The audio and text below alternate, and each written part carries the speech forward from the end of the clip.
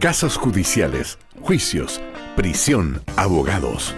Casos y más casos se agolpan en los medios de comunicación y sientes que muchas veces no puedes entenderlos. Dejemos de lado los tiempos de ladrillos y textos y tengamos una conversación con los protagonistas de estas historias. Marcelo y Bárbara te acompañarán en 50 minutos que te sobreseerán de toda duda. Sobreseídos, abogados que hablan. Hola, ¿cómo están? Viernes 15 de mayo y aquí estoy como siempre junto a mi querido Gustavo Lorca en un nuevo programa de Sobreseídos, abogados. Abogados que hablan. ¿Cómo estás, Gustavo? Muy bien, ¿sí? Muy bien. Te veo abrigadito, sí, así como hoy día, bien otoñal. Muy otoñal, hoy día me sorprendió mucho cuando salí a la calle, está corriendo mucho viento, las hojas de los árboles están cayendo, o sea, realmente es un día otoñal. Cuando uno se imagina el otoño, uno se imagina las hojitas cayendo de los árboles. Sí. Así que el día es como hoy. Que forman y además la mezcla de colores. Es muy linda el otoño. Sí. Así que para que siempre tengamos otoño y nunca se acabe el otoño. Mira tú, yo prefiero la primavera, pero bueno. Sí. Que yo digo, toda estación tiene su gracia. Eso es cierto. Todas las estaciones tienen su encanto, creo yo. Su encanto. Oye, lo que no ha sido ni encantador, ni cálido, ni nada de estas palabras con las que nos hemos referido a las estaciones, ¿no es cierto?, del año, ha sido la situación de un matrimonio que está en apuros. Así es. El caso Katy Barriga y Joaquín Lavín Jr. Realmente es un matrimonio en apuro. Sí, bueno, partamos primero por recordar, ¿no es cierto? A ver, lo más reciente, la última información es que la defensa Joaquín Lavín, luego de haberse decretado su prisión preventiva, presentó en la Corte de Apelaciones un recurso de amparo que fue declarado admisible, que no quiere decir todavía que hayan fallado a favor, todo esto con la intención de revertir la resolución que lo dejó, ¿no es cierto?, en prisión preventiva en Capitán Llaver. Así es. Eso es lo más reciente, pero esto necesariamente, pues nosotros lo conversábamos antes de hacer el programa, la gente transparentándole un poco la dinámica que tenemos aquí en el Sobreseídos, dijimos si hay que hacer el caso de Joaquín Lavín, pero es inevitable, Gustavo, hablar de ella. No, pero lo que pasa es que ella es, yo diría que en el matrimonio, salvo el apellido de su marido, Joaquín Lavín Jr., la verdad que la persona reconocida por la gente, la que tiene una imagen pública, o tenía una imagen pública súper potente, y yo creo que sigue teniéndola, es la Katy Barriga. Sí. Todo el mundo, además todos nos acordamos, bueno, aquí se nos va a caer un poco el carnet, pero estamos en confianza. Estamos en confianza, ¿no? De aquí no sale. Y es que efectivamente la Katy Barriga se hizo conocida por el programa Mecano, como muchas. Son como 20 años de carrera televisiva. De televisiva, sí, claramente. Si mal no recuerdo. Y es bien paradigmático, pero de ese programa, casi todas las estrellas de ese programa se casaron o con futbolistas o con políticos han tenido una figuración importante. Y en el caso de ella, claro, llegó incluso a ser muy carismática, Katy Barriga. Muy carismática. Porque recuerda, ahora que tú me lo estás diciendo, Gustavo, yo recuerdo que Joaquín Lavín Jr. termina siendo electo diputado finalmente. Muchos decían, gracias a la imagen y la cercanía que generaba Katy Barriga, quien, dicho sea paso, ¿no es cierto?, se convirtió en alcaldesa entre los años 2016 a 2021. Claro, y como alcaldesa del municipio de Maipú. Así es, y ha ayudado también, sin duda alguna, porque Joaquín Lavín, padre, la verdad que es una figura señera en la política chilena de la derecha, ex candidato presidencial. Hay que recordar que le faltaron 30.000 votos, 33.000 votos, una cosa así, algo así como un voto por mesa, menos de un voto por mesa para ser presidente de la República. Recordemos que en esa elección el presidente Lagos en segunda vuelta ganó por 30.000 votos. Es decir, estamos hablando de alguien que pudo haber sido la máxima autoridad. De ser presidente de la República. Oye, Gustavo, bueno, y fíjate que es bien interesante también para nuestros oyentes y televidentes que nos están aquí acompañando en el Sobreseídos. Fíjate que, mira, las fechas llaman la atención. El periodo que se le investiga a Katy Barriga es todo el periodo, ¿no es cierto?, acusada de corrupción, por cierto. Así es. O digamos, investigada por corrupción, para ser más precisa, al igual que su marido, Joaquín Lavín Jr., exdiputado.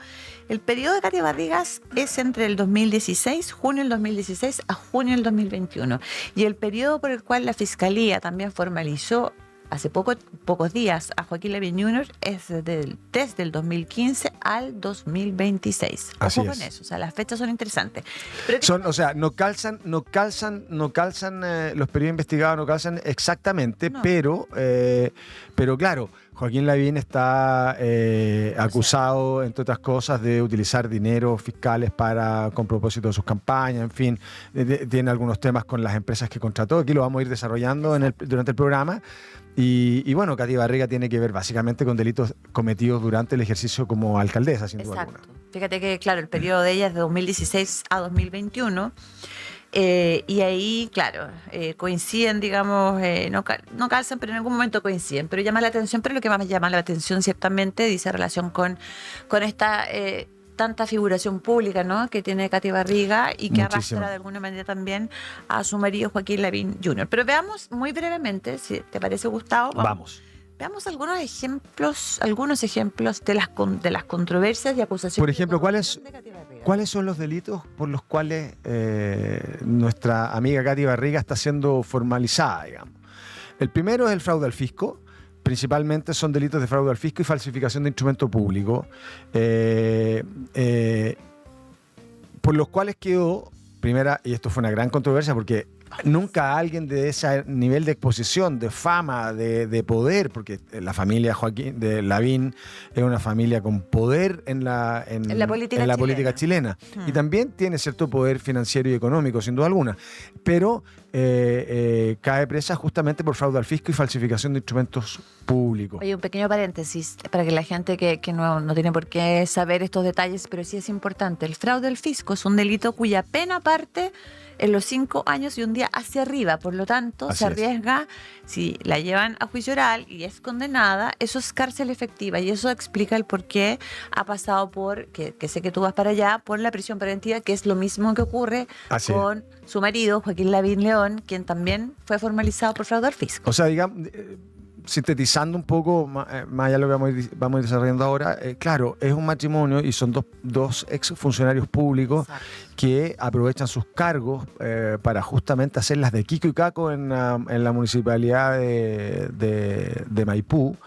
De hecho, yo conozco a uno de los abogados que representó a un montón de trabajadores, le fue muy bien, digamos, que fue como lo primero que hizo cuando llega a la municipalidad. Es que ese punto quería que tú tocaras, el primer escándalo, por decirlo así, que con el que aterriza Katy Barriga como alcaldesa. Claro, que es el despido de más de 470 trabajadores o funcionarios que habían sido contratados en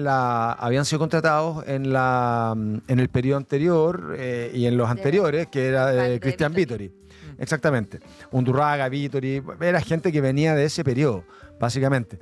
Y evidentemente los despidió, y esto le significó a la municipalidad desembolsar en acuerdos judiciales, en acuerdos en los tribunales laborales, de más de 920 millones de pesos, de un total de 20.000 que se le están investigando y que se le están imputando como eventuales exsanciones o fraudes al fisco, y ahí, bueno, eso es lo que va a determinar justamente el tribunal, digamos. Claro.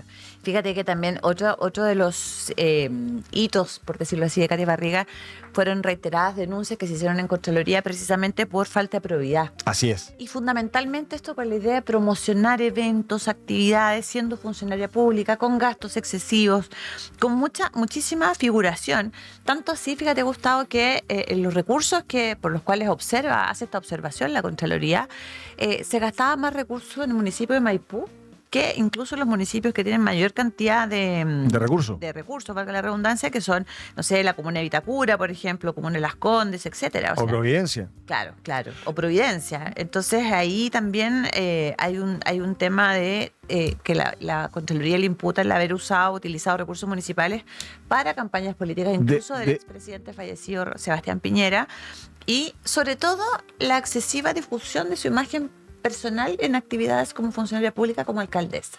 Eso sí un hito. O sea, de hecho lo que ella hace de promocionar lentes, y de que está tan de moda promocionar cosas a través de las redes sociales, de tus redes, digamos, de cualquier persona, cuando es persona de alta exposición pública, les cuesta habitar el cargo. Yo sé que a mucha gente le traerá recuerdo.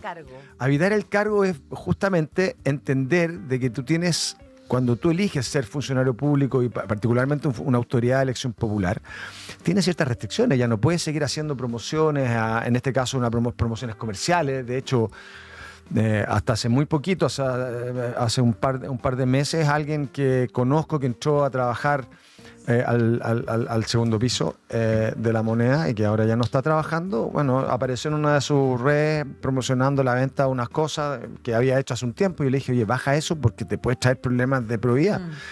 Entonces es bien importante no perder de vista, y a veces las personas que son electas y que no tienen experiencia en el ámbito público, a veces se pierden en esto. El 2018 tuvo otra controversia, porque el 2018 mandó a pintar, y esto ya empieza a ser como la parte, entre comillas, más como frívola o chistosa, digamos, incluso, que mandó a pintar un vehículo municipal, un utilitario, una Toyota 4Runner, una grande, de color dorado, por $1,5 million de pesos más o menos. O sea, le cambió el color. Originalmente no era dorada, era de otro color. Era de otro color. Pero ahí está lo del famoso Kiki Challenge. Sí, claro. Salía en un reel por las redes sociales, ella haciendo como una especie de baile con esta camioneta. Así es. Ya, y eso también fue entonces... Eso también fue objetado, por supuesto, porque hay que recordarle a la gente que cualquier disposición de fondos públicos en una municipalidad tiene que tener relación directa con los fines propios de una municipalidad, que es básicamente beneficios para la comunidad. Y claramente pintar una camioneta con cargo a los fondos públicos de la municipalidad, siempre escaso, la verdad que no va en esa línea. Oye, pero fíjate que no solamente, y qué bueno tú que traes de recuerdo este tema del auto que se hizo viral, sino que también cuando se inaugura un mural en el Liceo Nacional de Maipú. Así es. Es un mural donde aparece su retrato junto a retratos de verdaderos próceres de la patria. Entonces esto desató burlas, un montón de críticas, ¿no es cierto? Mucha desaprobación por esto. Así es. Bueno, y ella se defendía respecto a esto porque le decían, oiga, usted casi como que se coloca al lado, no sé, de Gabriela Mistral, por ejemplo, tratando de igualar su desempeño, su reconocimiento. Y ella decía, bueno, en 127 años, o sea, de hecho, la primera mujer alcaldesa de esta comuna. Aparecía la imagen de O'Higgins, o sea, lo que quiero decir es que ella se puso a ese nivel. O sea, eso habla también de otro problema que tenemos en la política hoy día muy marcado, y que lo vemos todos los días, y que es un ego bien incontrolable en muchas de las autoridades que asumen cargos, digamos, gente que asume cargos importantes en donde efectivamente no. Esto es una muestra de aquello, digamos. Más tarde, digamos, el 28 de enero del 2019, informaron que el Centro Veterinario Municipal de Maipú había sido decorado con fotografía de nuevo. Fotografía de Katy Barriga posando junto a mascotas, etc. O sea, de nuevo, no evitar el cargo. Alta figuración. Demasiada figuración. Ella necesita aparecer, necesita ser vista, tiene una necesidad de aparecer en lo que sea. Y lo que no entiende es que en el mundo público, la verdad que tú no puedes gastar la plata de los fondos públicos en cualquier cosa. Pero fíjate que, mira, aquí dentro, porque estamos mencionando algunas cosas. Son muchas cosas, pero fíjate que en el mes de julio del 2019, ahí ya la cosa se empieza a poner un poco más compleja, porque va más allá de este ánimo de figurar, sino que ya derechamente empezar a construir, ¿no es cierto?, la teoría de que ella debe ser investigada por el Ministerio Público, a propósito de un reportaje que se hace en interferencia.cl, donde se señala que la municipalidad había perdido, mira, 26.000 millones de pesos por obras sanitarias no realizadas en la comuna. Imagínate. Y esto, o sea, ahí ya la cosa cambia el tinte, ¿no? Ahí ya la cosa pasa de algo frívolo que es reprochable en términos de falta de probidad, porque la falta de probidad, hay que decirle a la gente, los funcionarios públicos, tiene que ver más bien con el ejercicio correcto del cargo que están ostentando. Entonces, en ese sentido, claro, esto además tiene un impacto bien brutal porque la falta de realización de obras sanitarias en la comuna también afectó a la única sanitaria municipal, que es SMAPA, que ya Undurraga en su gestión intentó ¿cómo se llama?, privatizar. Y hay un movimiento social y se organizaron las comunidades donde yo tuve algo que ver de manera tangencial. Qué digamos. raro tú que hayas tenido algo que ver, Gustavo. En algunas reuniones ahí en alguna plaza, me acuerdo perfectamente, en alguna plaza en Maipú, justamente para evitar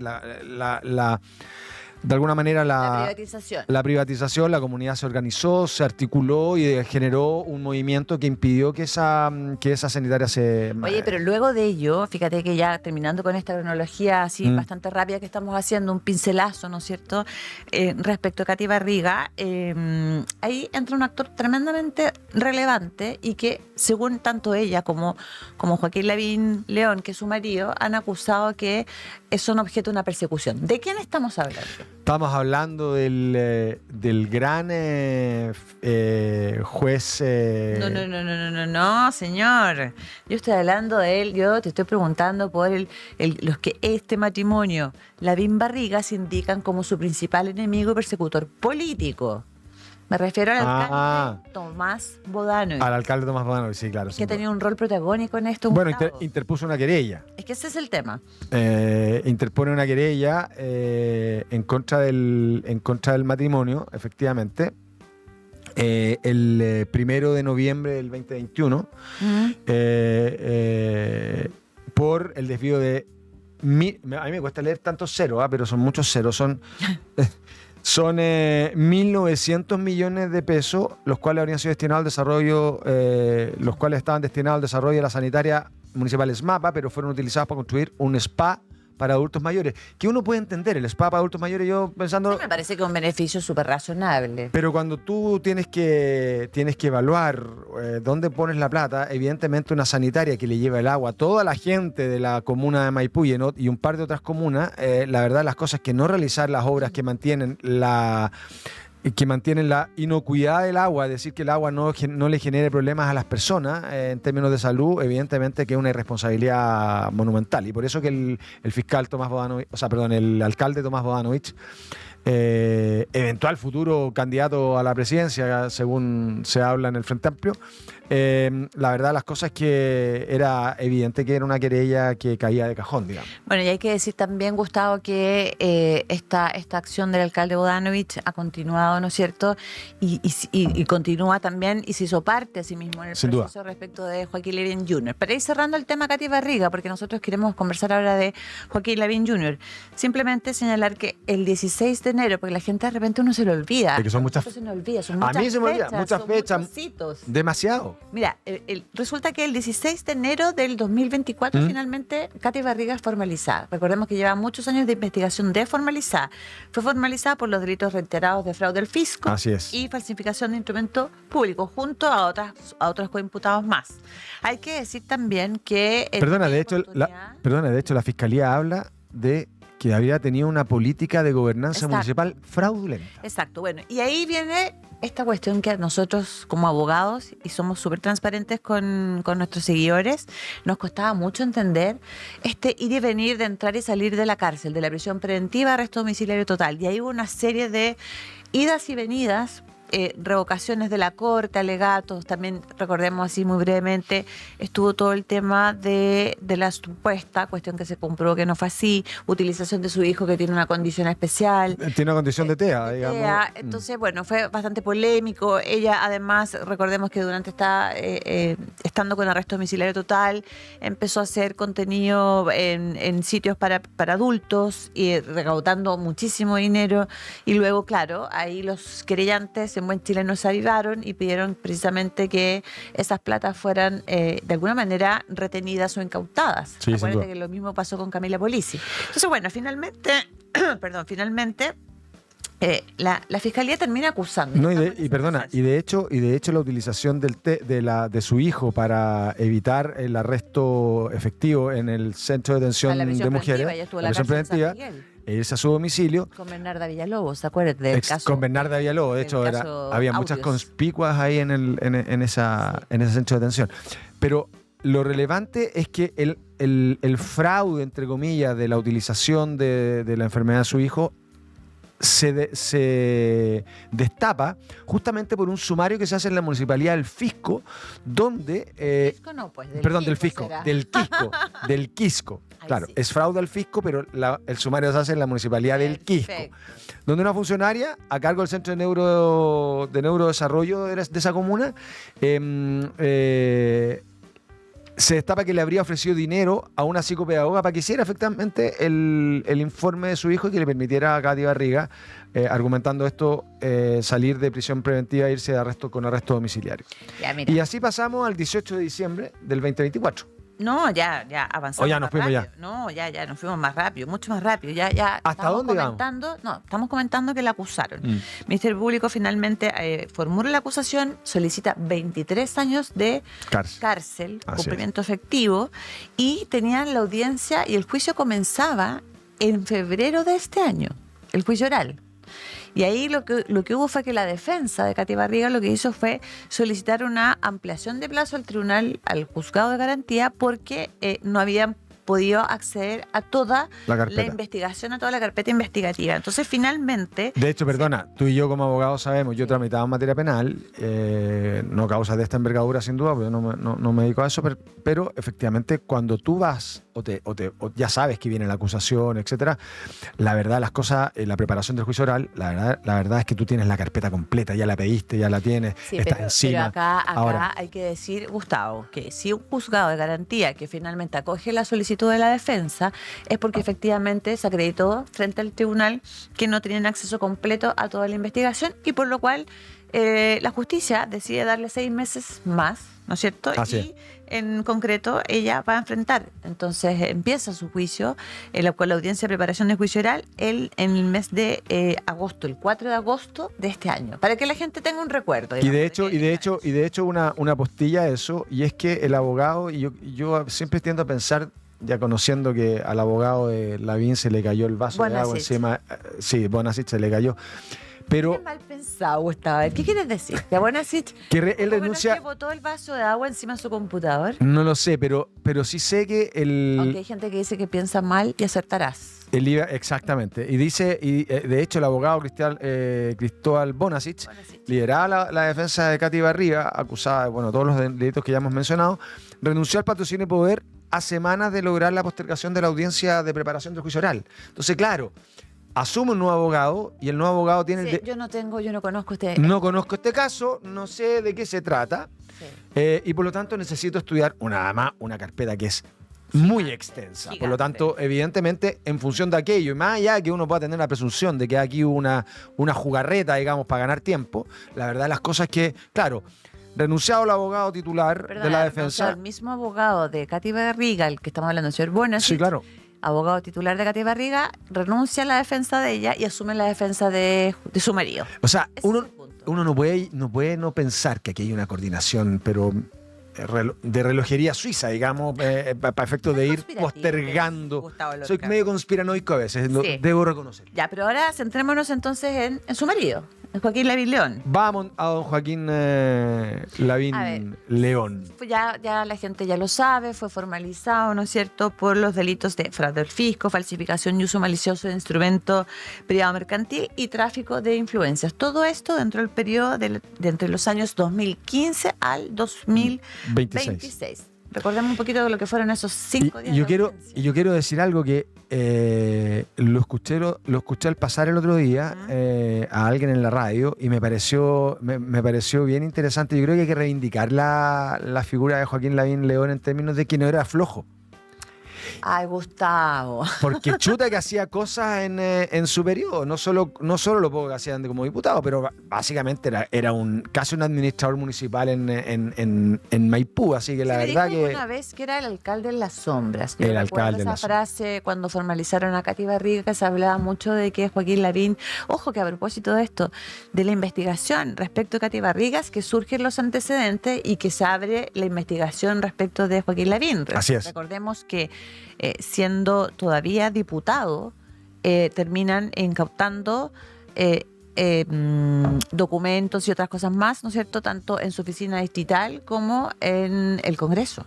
No, y de hecho Acordémonos de eso. hay que acordarse que una de las cosas por las que primero sale a la palestra él es porque un funcionario en una de sus declaraciones decía que el que definía de alguna manera quién se contrataba y quién se echaba era Joaquín Lavín, era el marido de la alcaldesa. Entonces ahí es donde efectivamente hay ¿cómo se llama?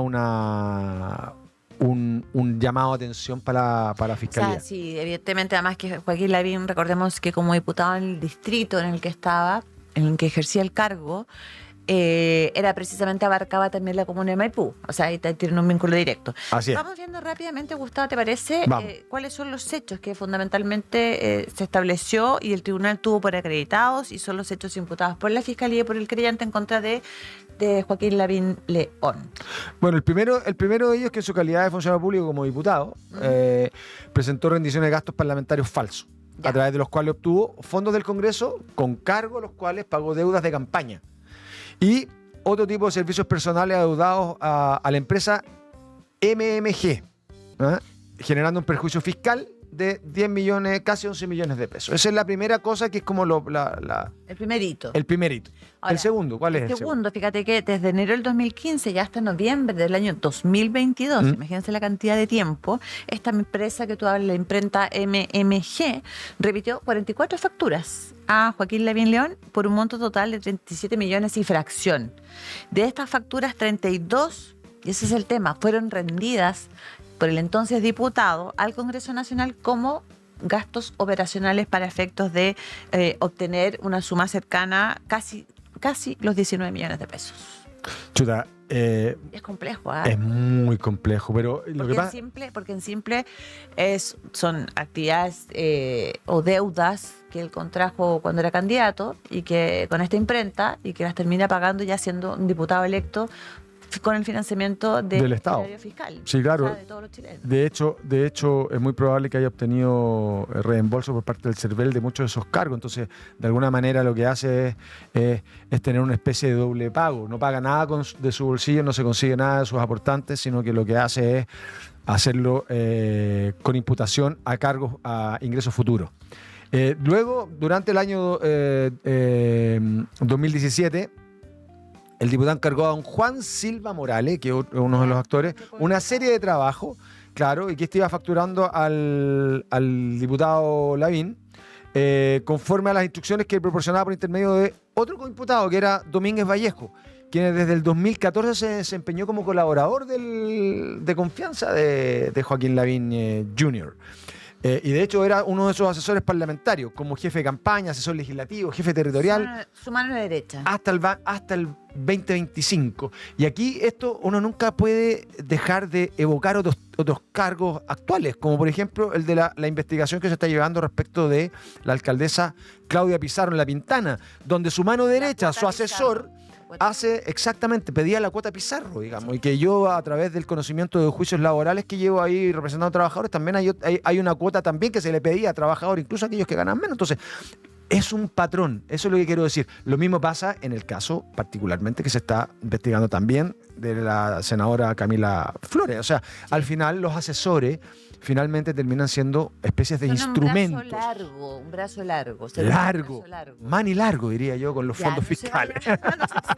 Oye, fíjate que precisamente este asesor estratégico, Domínguez Vallejo, junto con Joaquín Lavín, serán los que instruían al proveedor de esta empresa, esta imprenta, la emisión de facturas que evidentemente eran ideológicamente falsas. ¿Qué son las facturas ideológicamente falsas? Porque la gente, no sé si sabe, toda la gente que nos está escuchando o viendo, sabe exactamente de qué se trata. En términos súper simples. Muy simples. Es una factura que se presta solamente para obtener otros fines y no existe detrás de esa factura una prestación, ya sea un servicio o la compraventa de bienes, que sea real. O sea, Es una fórmula para obtener algún tipo de beneficio, dependiendo si es tributario, en este caso, para defraudar al fisco. Ahora, lo importante es que con estas instrucciones de emitir estas facturas, ahí se generaba un monto disponible, o sea, se le instruía específicamente a esta gente para decir cuánto dinero quedaba disponible bajo el concepto que después se rendía como gastos operacionales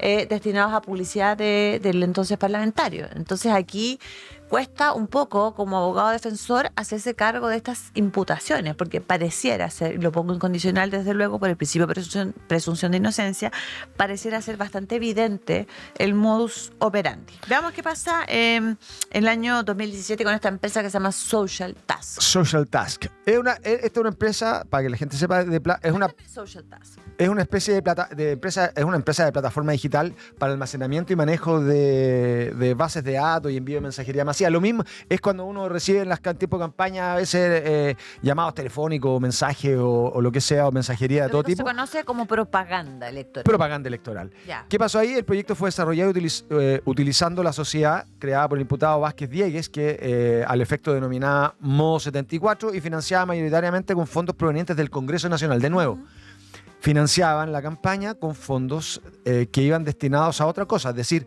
aquí lo que se castiga y el delito es que para pagar esa plataforma digital para la campaña del diputado Lavín, utilizaba fondos que son las asignaciones parlamentarias, que son utilizadas para el trabajo territorial, para el trabajo propio de un diputado, lo utilizaba para pagar una campaña electoral, es decir, destinaba los fondos para un fin distinto, que es lo mismo, de nuevo reitero, que pasa en el caso de Camila Flores. Y yo creo que ahí tenemos un problema serio como institucionalidad completa. ¿Y esto cuándo ocurre? Entre julio del 2018 y agosto del 2019. Eso es lo que imputa el Ministerio Público. Así es, lo que imputa el Ministerio Público, que tendrá que probar en el juicio de manera competente, esperemos. Mira, bueno, también se habla mucho que en el periodo de 2014 hasta mayo del 2022 lo que se hizo fue, o lo que habría hecho, para ponerlo en palabras más correctas, ¿no es cierto?, el ex diputado hoy día, era haber contratado fraudulentamente a una asesora que teóricamente iba a ser asesoría parlamentaria, que es la señora Belén Esperanza Carrasco Riquelme, que era pareja de Domínguez. Domínguez es precisamente, era su brazo derecho. Era su brazo derecho. Coimputado en esta causa, además. Y también en prisión preventiva. Ahí también en prisión preventiva. Y ojo preventiva. que también presentó un recurso de amparo y que también fue declarado admisible para revertir la medida de prisión preventiva. Así es. Ahora, claro, ella fue contratada con cargos a fondos públicos, ¿no es cierto?, del Congreso Nacional, y ahí se constató, de acuerdo a los antecedentes de la Fiscalía, que en realidad y en la práctica no cumplió ninguna función pública. O sea, era directamente una contratación ficticia, por decirlo de una manera bastante elegante, y evidentemente para justificar aquello se emitieron boletas de honorarios que también son falsas, ideológicamente falsas, ¿no es cierto? Y ahí era para obtener el pago a través de las asignaciones parlamentarias. Exacto. De hecho, esto también tiene que ver, porque al final uno ve que es como toda una especie de entramado, es como una unidad de negocio, son distintas unidades de negocio. Y aquí hay otra unidad de negocio de la que voy a hablar, es que se dice que esta Social Task de la que hablábamos delante, que es la plataforma de campaña, de manejo de datos, de plataforma, etcétera, comercializó los datos del padrón electoral provenientes desde el servicio electoral, a los que accedió en contravención a lo dispuesto en la ley 18.556, que es la orgánica constitucional sobre sistemas de inscripción electoral y servicio electoral, incluyéndolos en la herramienta, y que luego ofreció comercialmente a diversos clientes. Entonces, ¿y esos clientes quiénes eran? Otros parlamentarios.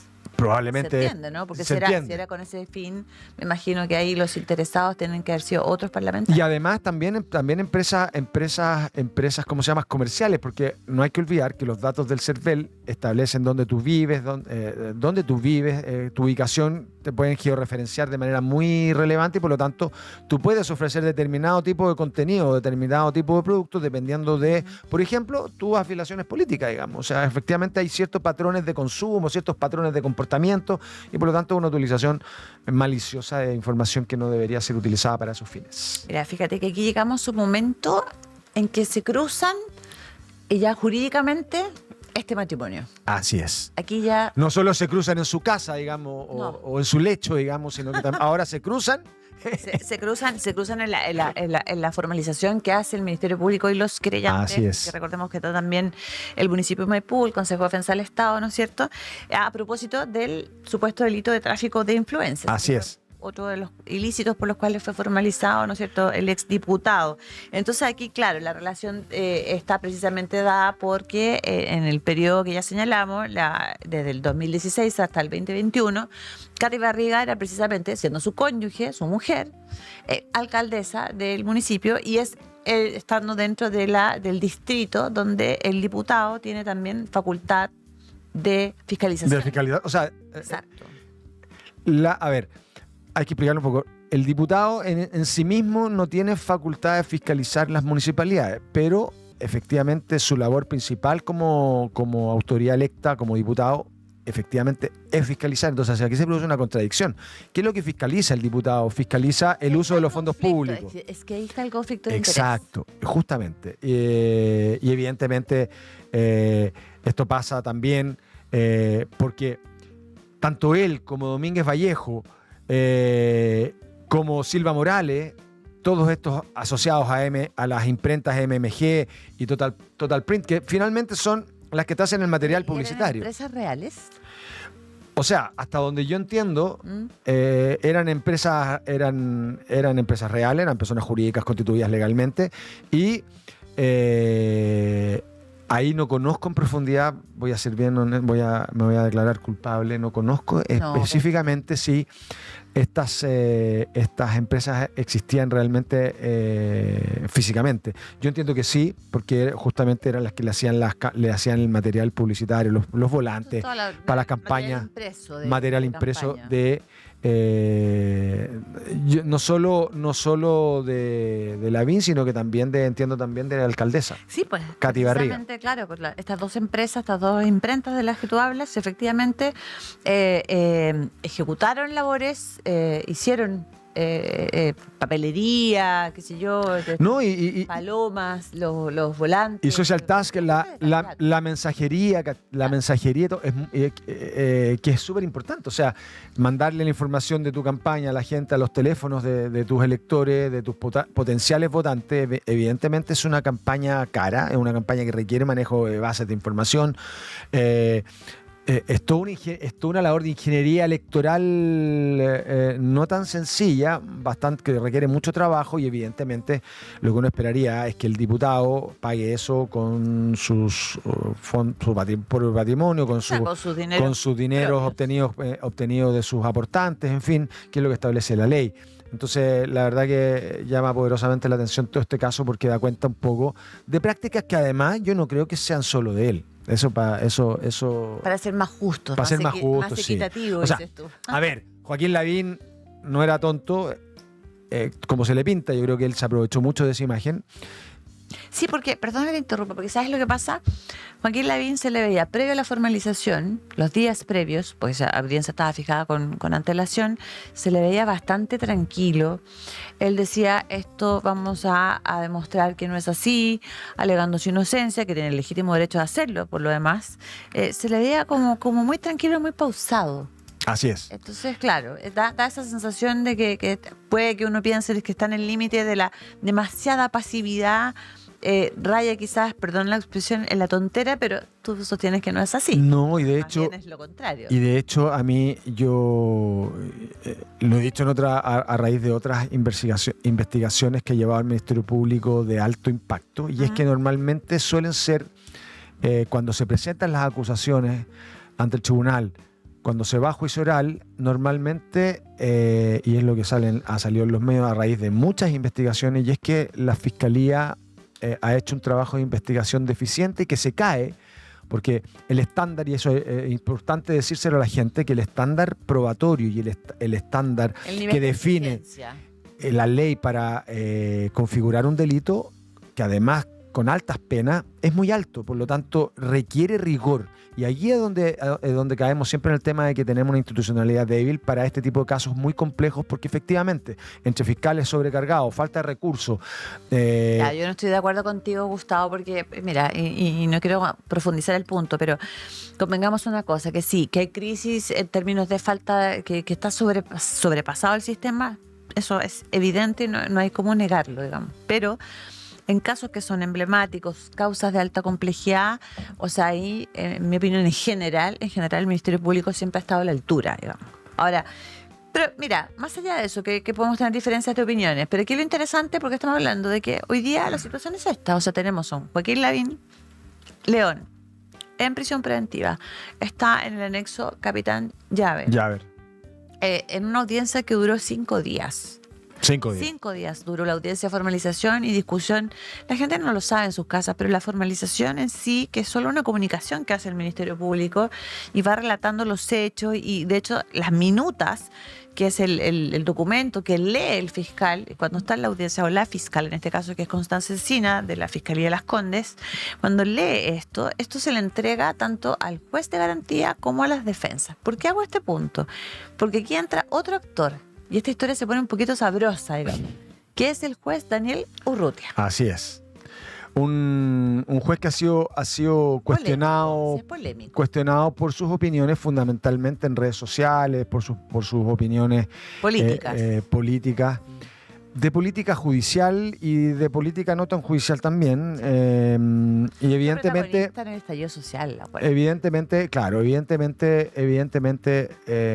a cierto sector o a ciertos imputados o formalizados, les puede caer la duda de si actúa con entera independencia o con entera imparcialidad, que es lo que exige la ley. La ley le exige al juez actuar con absoluta imparcialidad respecto de cualquier imputado y le obliga a basarse en todas sus decisiones en la prueba que efectivamente existe y en el mérito de la prueba existente. Por lo tanto, aquí... A ver, tampoco uno puede desconocer de que todos los jueces no viven en Narnia, viven en un Chile, tienen su corazón, tienen opiniones políticas. Tienen su equipo de fútbol. Tienen su equipo de fútbol, tienen sus gustos.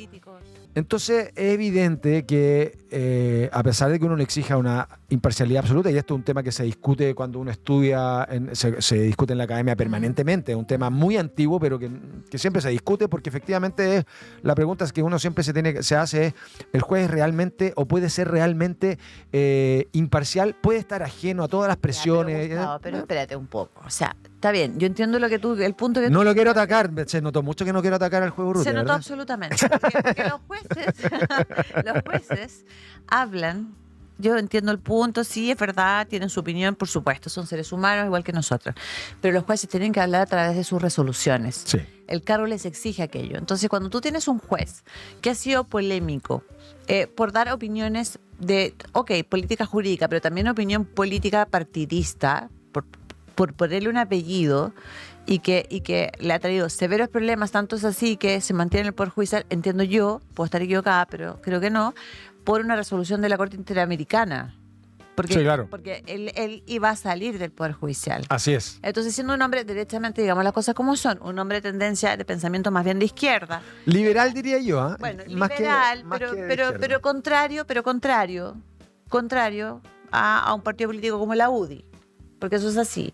El tema es que, yo no voy a hacer un juicio al respecto del juez Urrutia, pero sí decir que cuando él estuvo durante 5 días dirigiendo esta audiencia de formalización y discusión de medidas cautelares, lo que pasó fue que cuando termina dando su resolución final, en términos de decir se acoge la prisión preventiva y dar por establecido...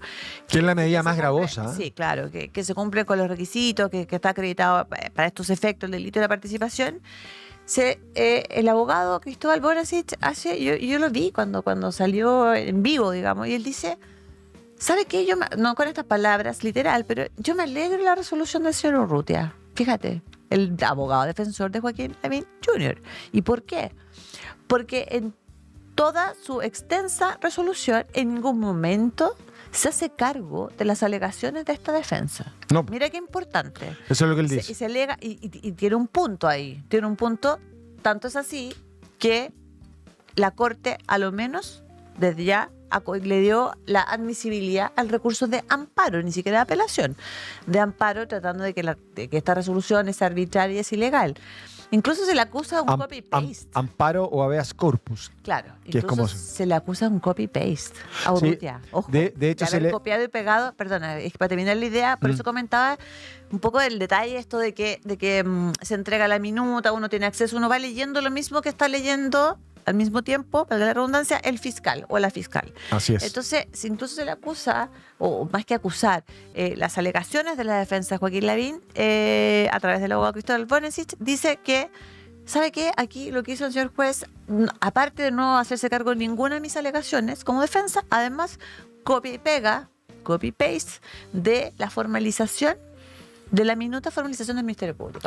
Ahora yo tengo que ser, siendo justo con el juez Urrutia, más allá que uno puede tener su reparo, y existen indicios para tener reparo, y es que efectivamente hoy día los fallos, por ejemplo en materia laboral, que es a lo que yo me dedico principalmente, suelen tener bastante poco rigor en hacerse cargo, por ejemplo, de analizar toda la prueba, de valorar la prueba. El juez tiene que decir por qué acojo una prueba en función de otra. Tiene que hacer un trabajo de análisis y un ejercicio intelectual que es mucho más complejo. Y la verdad de las cosas que uno, en muchas de las resoluciones de nuestros tribunales, básicamente en el caso de los tribunales laborales, en Santiago deberían existir cinco tribunales, existen solamente 2, y por eso la recarga, la demora y la falta de rigor en el procesamiento de la información y el análisis de la prueba. Bueno, en materia penal pasa un poco lo mismo, particularmente, no sé si con los jueces, pero sí pasa mucho con los fiscales. Y lo que se le acusa sí que me parece serio, que yo creo que es una crítica que la Corte debería considerar en función del debido proceso, y es que justamente si no considera las alegaciones en la resolución de la defensa, la verdad de las cosas que no está actuando con la imparcialidad que le exige la ley. Bueno, y por eso yo creo que la Corte de Apelaciones de Santiago precisamente declara lo menos admisible, que es el primer paso para conocer el fondo del recurso, para que la gente lo entienda. O sea, aquí nosotros estamos haciendo este podcast hoy viernes, probablemente la próxima semana se produzcan los alegatos en la Corte respecto a este recurso de amparo.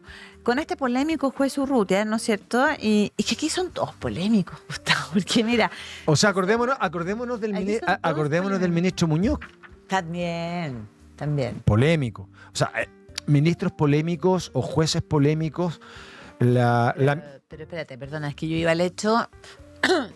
al hecho de que, insisto, un juez habla a través de sus resoluciones. ¿Qué es lo que pasa? Que a propósito de este recurso de amparo, la Corte le dice al juez Urrutia, no porque sea el señor Urrutia, sino que porque es el juez que tomó esta audiencia, ¿no? Y le dice, bueno, usted evacúe su informe.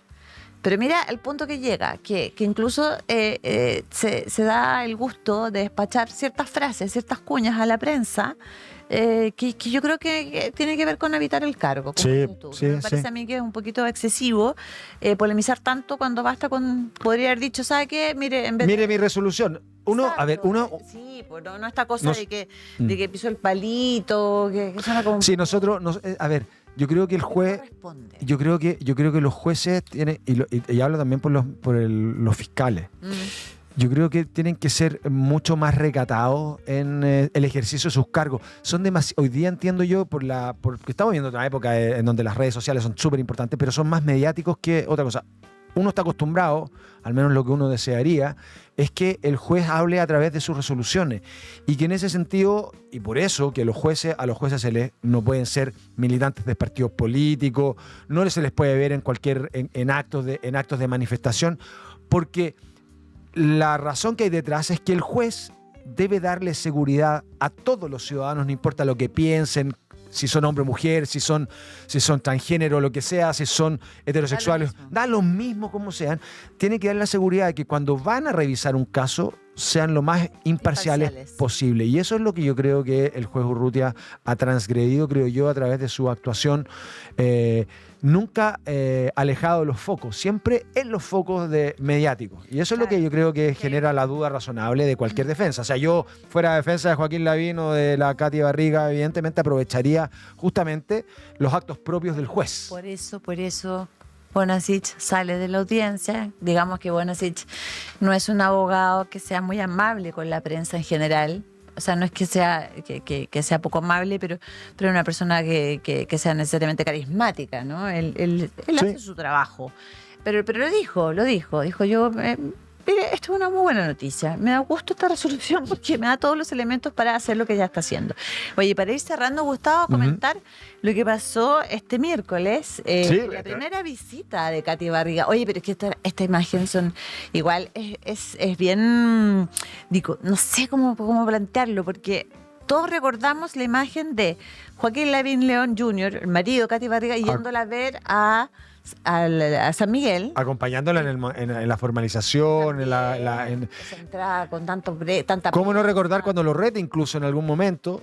Y él como hace, hacen todos aquellos que hemos estado casados, sabemos que cuando uno la mujer lo reta, bueno, uno está para atrás, ¿no? Siempre, ¿sí? ¿Tú eres de esos? Sí, siempre tienen la razón. Además, normalmente las mujeres siempre tienen la razón. Esto lo digo por experiencia. Oye, pero mira que estamos haciendo cosas tuyas. Pero fíjate que, claro, fue polémico en el sentido de que, por supuesto, ella concita a la prensa, se acercó mucho a la prensa y ella termina, que Katy Barriga siempre se supera a sí misma, digamos, porque termina regalándole unos chocolates a la gente de la prensa porque no los pudo ingresar al recinto penitenciario de Capitán Llave. Y aparece también la figura, y ahí aprovecha porque aparece también Joaquín Lavín Infante, el ex candidato presidencial y padre del diputado, el ex diputado, y por ahí trata un poquito como de zafar con esta figura del suegro. Sí, claro. Estaba también Estela León. Así es. O sea, una familia que está realmente en apuros. Un matrimonio y una familia en apuros. En apuros, ¿no? Y de hecho, cuando uno ve al candidato, ve a Joaquín Lavín, o sea, uno ve al padre y a la madre, que es algo que vemos permanentemente, en cualquier caso, digamos. Claro. Bueno, habrá que esperar entonces, mi querido Gustavo, a ver qué pasa con la Corte de Apelaciones, cómo resuelve esto, si Joaquín... ¿Qué pasa con el amparo? A eso voy, si queda con arresto domiciliario total vuelve, o se mantiene con arresto domiciliario. Capitán Llave. Exacto. En prisión preventiva. Lo que sí es seguro es que nosotros volvemos el próximo viernes. Así que atentos, vamos a ver otro interesante caso para que no olvidemos lo que nos ocurre en el país. Así, para que siga siendo sobreseídos, para que sigamos siendo sobreseídos. Ciudadanos que hablan. Abogados y ciudadanos que hablan. Oye, un beso grande, hasta la próxima semana y muchas gracias por la sintonía. Recuerden darnos likes ahí. Los likes son súper importantes para que el algoritmo nos vaya subiendo. Yo creo que tenemos temas interesantes, así que, por favor. Un abrazo para todos. Chao. Chao. Casos judiciales, juicios, prisión, abogados. Casos y más casos se agolpan en los medios de comunicación y sientes que muchas veces no puedes entenderlos. Dejemos de lado los tiempos de ladrillos y textos y tengamos una conversación con los protagonistas de estas historias. Marcelo y Bárbara te acompañarán en 50 minutos que te sobreseerán de toda duda. Sobreseídos, abogados que hablan.